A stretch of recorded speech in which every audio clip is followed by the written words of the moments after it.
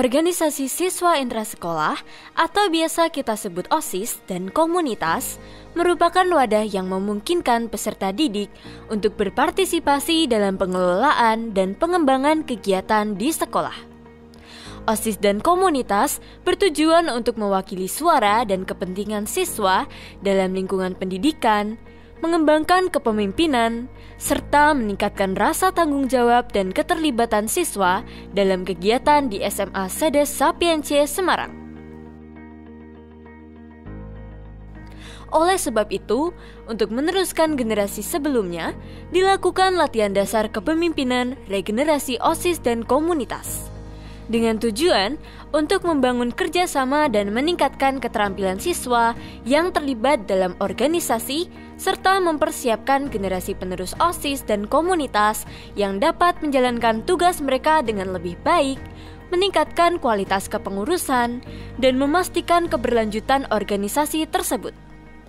LDK ini juga membantu siswa mengembangkan nilai-nilai sosial, etika, dan tanggung jawab. Sama seperti LDK tahun sebelumnya, LDK tahun ini juga menggandeng Kak Tri Broto Cawonugroho sebagai fasilitator. Untuk kesannya, waktu memberikan pelatihan ini, pendampingan latihan kepemimpinan ini kepada anak-anak Sedes menarik. Karena anak-anak Sedes ternyata anak-anak yang mau belajar hal-hal baru dan mereka berani untuk berpikir lebih jauh dari sebelumnya. Karena anak yang kritis dan sangat antusias mengikuti acara ini. Acara LDK tahun ini hadir dengan tema We Live, We Love, and We Serve. Dan dari kegiatan LDK tahun ini, diharapkan mampu menjaga kontinuitas kepemimpinan dengan memastikan ada kelanjutan kepemimpinan OSIS dan komunitas yang berkesinambungan melalui proses regenerasi yang terencana. Selain itu, siswa dapat membangun solidaritas dan kolaborasi dengan membantu calon anggota OSIS dan ketua serta wakil ketua komunitas untuk memahami pentingnya bekerja sama, berkolaborasi, dan membangun hubungan yang baik dengan rekan-rekan mereka. Halo semua, aku Aurelia Fariwije dari kelas 10 Sabtu absen 7. Kegiatan yang menurut aku paling berkesan itu waktu kita semua bermain game bersama-sama. Waktu itu kita bermain jaring-jaring dan itu tugas kita adalah untuk menyeberangkan semua yang ada di garis start ke garis finish tanpa menyentuh jaring. Dan di situ kita sudah menyusun banyak strategi tetapi ternyata juga gagal. Dan yang bisa diambil dari permainan itu adalah gak usah perlu kebanyakan ngomong kalau semisal kita gak ngelakuin aksi itu. Jadi kalau kita udah dapet ide, dapet apa, jangan pernah takut untuk mencoba. Jadi bisa langsung dicoba, nanti kalau gagal, gak perlu takut, kita bisa ngulang lagi dari awal. Halo, nama saya Nicholas Setan Siswojo dari kelas 11 A2, nomor absen 23. Halo, saya Michelle Sugianto dan akan menceritakan pengalaman apa yang berkesan dan nilai baru apa yang aku dapetin setelah LDK.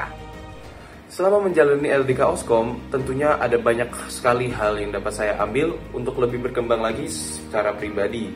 Namun ada satu pengalaman yang sangat-sangat spesial bagi saya, sangat-sangat mengesankan, yaitu saat dimana kita, seluruh peserta LDK Oskom, berjalan atau berlari di atas bara api. Pengalaman yang paling berkesan itu bukan berjalan di atas api. Hal ini sangat mengesankan bagi saya. Mengapa? Karena hanya dengan persepsi dan pikiran kita akan suatu hal, kita dapat melebihi batas kita atau istilahnya break our limit dan berjalan di atas bara api yang dari kecil, dari dulu sudah dilabel sebagai berbahaya atau dangerous. Your mind controls your body. Ketika dalam pikirku aku bilang aku pasti bisa, ya kejadiannya pasti aku bisa gitu. Ternyata badanku bisa ngelakuin itu semua gitu. Hai teman-teman semuanya, aku Bulan Cahyati dari kelas 11 absen 7. Kalau aku lihat dari kemarin, dari selama LDK tuh bener-bener kayak kerjasama tuh penting, persaudaraan itu penting. Kalau kita nggak ada teman-teman, kita mau gimana? Kegiatan kita mau gimana? Rencana-rencana kita tuh mau gimana? Kita kan jadi bingung. Jadi kayak wow, kita harus bareng-bareng sampai akhir. Entah itu ada hambatan atau kendala di tengah-tengah perjalanan, kita harus jalani sampai akhir dengan baik. Oke. Yang terakhir, mengutamakan kepentingan bersama.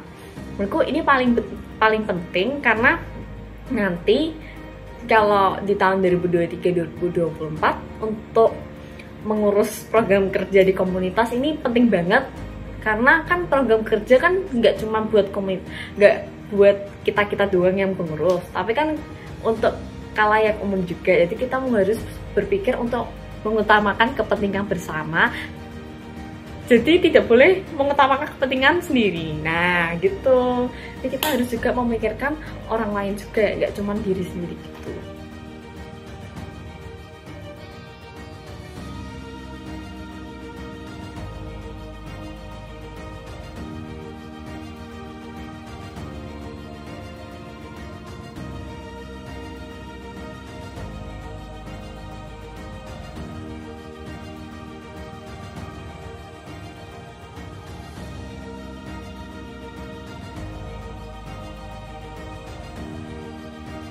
Teruslah kompak, terus bersama-sama membangun sebuah komunitas yang penuh dengan rasa kekeluargaan, dan jadikan SEDES menjadi tempat untuk berkembang dan belajar dan lebih baik. Break the limit.